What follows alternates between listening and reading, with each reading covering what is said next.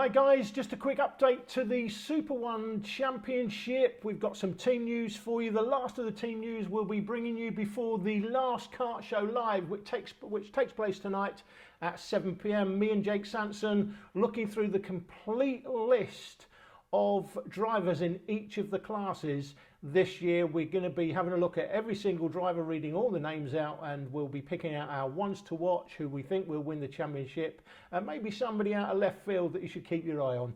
But the latest news from Super 1 in terms of the teams, got some information here from Sam Jenkins Motorsport. Sam sent me information about their team. They've been going since the 2012 season. So in Super 1 this year, they've got Ross Steele, who's with them for their fourth year this year. He's in Junior TKM, of course, and he will be a big deal, believe me. He could be right up there, certainly potentially a top three. I wouldn't even rule him out winning the championship this season, Ross. He's potentially a championship winner, no doubt about it. Will Orton, he's stepping up to Super 1 this year in Junior TKM from iArmy Cadet. He was the National Schools Champion in iArmy in 2015-16. So we know that moving up from schools racing is a leap forward, and now he's moving up to Super 1 as well, but we'll be looking out for him, certainly one to keep an eye on. Scott McIntyre joined the team this year, looking to progress in Super 1 with the team, Sam Jenkins Motorsport, or SJM as we also know it. He's showed some very good pace this year, and since switching to the Talco chassis, I think it is, he's shown massive progress according to Sam. So again, definitely somebody to keep your eye on this year. Reese Cullen-Jones has stepped up to Super 1 this year after joining the team in 2016. This will be his first year, and what Sam's saying, he's saying he's expecting a top 15 finish of the full grid. I can't remember how many's in Junior TKM, I'll have to check, but it's between 30 and 34, I think. Full grid, so it's going to be ultra competitive this year in Junior. Abby Pulling, of course, the favourite. She'll be wearing the 2 plate, but she's going to have a big target on her back, no doubt about it. George Alp Williams is also mentioned. Did a guest round at Hlandau last year, I seem to remember that, but he's stepping up to the championship, doing a full season this year. So don't forget, guys, as well, this is something John Hoyle introduced a few years ago. If you do want to try the championship at your local circuit, as George obviously did, just doing the 1 round last year, you don't have to register at all. You can just get in touch with the championship, providing the grid isn't full. That's important. You can do just a one-off round. It enables you to see what you see if you like it or not, see if you're competitive.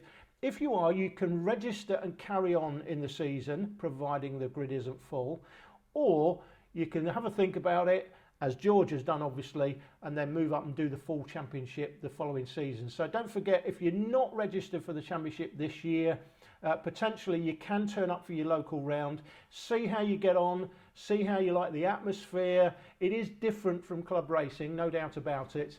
And if you like it, you can either register and then carry on for the rest of the season, or maybe look to do it the following season, which obviously is what George is doing. So that's the information from Sam Jenkins Motorsport. Thanks for that, Sam. The smallest team, I'm saying team because he's saying we're not one of the big teams, but thought I'd update you on our privateer setup. Got to be careful there, Nigel Morris, because you can't be a privateer if you're in a team. I'm not sure how this works, because the smallest team in the paddock is the, not Swiss Family Robinson, it's the Cheshire Family Morris, obviously. That's Eleanor, Anna and Richard Morris, the 3 Morris siblings, run by their dad Nigel. So we do count it as that they are privateers basically, but he says he'll update it, he's updating on his team status. Competing in Super 1 Senior X30 again this year for all 3 of them. Now Anna picked up the Privateer Cup at the 2016 Super 1 Awards last year. She'll be targeting the same this year. Brand new chassis for the first time. Richard raced the 2010 Alonso chassis last year at Super 1. That will have been the oldest chassis probably in Super 1 last year, 6 years old, unless of course you know different. Let me know, you can post your comments below. We felt we improved during last season, that's what Nigel's saying. With more testing this year, hope to improve still further. And that's the thing, you've got to set yourself a target and come along and enjoy the championship. Now, just John Hoyle wants me to mention, or he wanted me to mention this a few weeks ago, and I failed to do so miserably.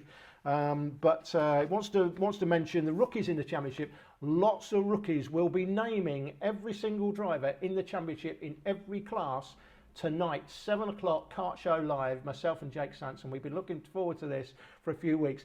We're going to list every driver. We're going to read out some names that we think we should be keeping an eye on, you should be keeping an eye on. It may be you, it may not be you. We can't say everybody's going to be one to watch, obviously.